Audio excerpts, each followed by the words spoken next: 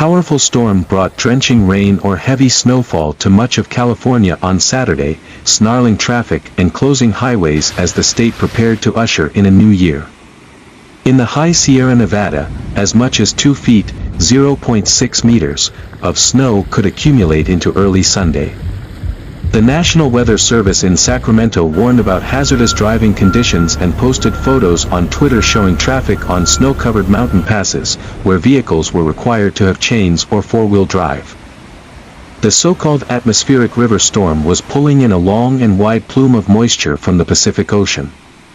Flooding and rock slides closed portions of roads across Northern California.